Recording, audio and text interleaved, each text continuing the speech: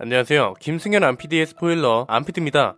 이제 반도체 대란은 아무것도 아닌 것 같습니다. 반도체만 문제일 줄 알았더니 이제는 또 다른 게 말썽입니다. 한국타이어가 파업을 하면서 문제가 생기기 시작했는데요. 이것 때문에 가뜩이나 추구도 많이 밀려있는 와중에 대기 기간이 더 늘어날 거라고 합니다. 결국 현대차가 최후의 수단을 쓰기로 했다는 소식까지 나왔는데 이 내용이 전해지자마자 또 다른 이야기가 전개되기 시작했습니다. 오늘은 한국타이어 파업 이후 현대차가 내린 결단, 그리고 이 결단에 따른 한국타이어의 운명과 소비자들의 피해까지 순서대로 나오니까요. 끝까지 집중해서 봐주세요. 한국타이어의 파업은 지난달 26일에 시작됐고 이번 달 초부터 이야기가 본격적으로 나오기 시작했습니다. 무슨 일인가 봤더니 여기도 노조가 문제였습니다. 한국타이어 노조의 파업이 장기화되면서 타이어 수급이 어려워졌고 이에 따라 생산 차질이 생기면서 차량 출고 지연까지 이어지고 있는 겁니다. 그 중에서도 현대차 그룹의 피해가 좀 심각했는데요. 캐스퍼부터 시작해서 아반떼, 베뉴, 산타페, 코나, 모하비, 레이, 스포티지까지 크고 작은 차질을 겪는 상황이었습니다. 현대차는 특히 더 문제인 게 최근에 생산 노조 집행부가 강성으로 교체되고 화물연대 파업까지 우려됐죠. 이것 때문에 반도체 수급, 타이어 고수급, 부품과 차량 탁송, 그리고 그에 따른 생산 차질까지 말 그대로 악재가 겹치고 겹칠 거라는 전망이 나왔습니다. 아니 그런데 이쯤에서 궁금하지 않으세요? 한국타이어 노조는 갑자기 왜 파업을 한다고 한 걸까요? 이것도 보니까 임금 인상, 성과급 지급, 처우 개선을 명분으로 파업을 진행하는 거였습니다. 이 파업이 시작되면서 대전 금상공장 가동이 완전히 중단됐고 이것 때문에 완송차 공장하고 대리점으로 가는 타이어 물량이 완전히 끊겨버린 겁니다. 좀 더 자세히 볼까요? 한국타이어가 노조 측에 제시한 건 기본급 5% 이상, 성과급 500만 원이었습니다. 그런데 노조는 이걸 거절하고 기본급을 10.6% 올려달라고 요구하면서 노사 간 충돌이 생긴 겁니다. 갑자기 왜 이런 행동을 하나 봤더니 노조 위원장과 관련된 게 좀 문제더라고요. 올해 처음으로 직선제로 위원장을 선출했는데 첫 직선제 위원장이다 보니까 회사와의 협상보다 강경 투쟁에 집중하고 있다는 분석이 나오고 있습니다. 아마 그래서 타이어를 공급받는 현대차 그룹도 문제지만 한국 타이어도 꽤 골치 아플 겁니다. 대전 금상공장 파업의 타격이 클 수밖에 없는 게 전체 매출의 39%가 여기서 나온다고 합니다. 현대차로 따지면 울산 공장이 파업하는 거랑 비슷한 겁니다. 현대차 입장에서도 골 때리겠죠. 가뜩이나 반도체도 말썽인데 생산 노조는 강성으로 바뀌고 화물연대 파업까지 난리래요. 그런데 갑자기 타이어 공장까지 파업을 하면서 가뜩이나 밀려있는 대기 기간이 더 늘어나게 생겼잖아요. 연말이면 성수기인데 차를 팔고 싶어도 못 파는 상황이 되니까 오죽 답답할까요? 한국타이어 공장이 효율이 좋지 못한 상황이라 여러모로 문제인데요. 대전 금상공장 매출은 작년보다 7.6% 줄었다고 하고요. 이것 때문에 당연히 영업이익도 적자로 돌아섰고 글로벌 물류대란 여파까지 겹치면서 미국이나 유럽 같은 해외 공장보다 경쟁력이 떨어졌다고 합니다. 한창 생산 효율로 논란이 있던 현대차 공장하고 비슷한 맥락이라는 거죠. 3분기 전체 실적도 보면 작년보다 매출은 3% 줄었고요. 영업이익은 19.5% 감소했다고 합니다. 그리고 영업이익률은 9.9%로 줄었고요. 왜냐면 반도체 부족 사태 때문에 자동차 생산이 안 되잖아요. 당연히 타이어 공급량도 줄었을 거고 여기에 원자재 가격도 오르고 노조가 파업까지 해버리니까 상황이 악화될 수밖에 없는 겁니다. 문제는 지금부터입니다. 가뜩이나 차량 생산도 머리 아픈데 타이어 공장이 파업을 해버리니까 결국 현대차도 결단을 내려버립니다. 북미 수출용 차에 장착하던 15인치 한국 타이어를 금호 타이어로 바꾼다는 건데요. 이미 장착 테스트까지 실시를 했다고 합니다. 16인치 수출용 타이어도 금호 타이어 비중을 늘리기 시작했습니다. 현대차가 한국 타이어의 파업 종결을 마냥 기다릴 수만은 없으니까 아예 한국 타이어에 등을 돌려버린 겁니다. 최대 고객사인 현대차가 등을 돌리면 얼마나 큰 타격이에요. 한국 타이어도 심각성을 느꼈는지 갑자기 휴업 19일 만에 공장을 재가동하기 시작했다고 합니다. 이게 당연히 노조가 자발적으로 가동한 게 아니고요. 사측에서 비노조 직원들에게 출근하라고 통보를 한 겁니다. 한국타이어 입장에선 큰 고객사를 잃게 될 위기에 놓인 거니까 긴급 처방을 내린 거죠. 한국타이어한테 현대차가 중요할 수밖에 없는 게 아무리 사용 비중이 줄었다고 해도 아직까지도 한국타이어의 전체 매출의 8%가 현대차에서 나온다고 합니다. 이걸 기준으로 생각하면 한국타이어가 매출 목표를 7조 원 이상으로 잡았다고 하니까 현대차에서 발생하는 매출만 5,600억이나 된다는 거죠. 결국 노사 간 충돌로 파업이 진행됐고 이로 인해 고객사들이 피해를 받고 피해를 본 고객사들이 등을 돌리기 시작하니까 긴급 처방까지 내린 상황이라는 건데요. 지금 한국타이어 노조 파업에 대한 분석은 크게 두 가지로 나뉘고 있습니다. 첫 번째는 노조가 자신들의 이익만 추구하려다 보니 오히려 고객사가 등을 돌리는 역풍을 맞았다는 분석이고요. 두 번째는 지난 몇 년 동안 실수령액의 변화가 거의 없는 상황에서 형제간 경영권 다툼을 벌이고 있는 조현범 사장은 수십억 원의 연봉을 챙긴 게 화근이 됐다는 분석입니다. 이 정도면 참 딜레마죠. 이게 참 노조를 진짜 노동자를 위한 조직이라고 볼 수 있는 건지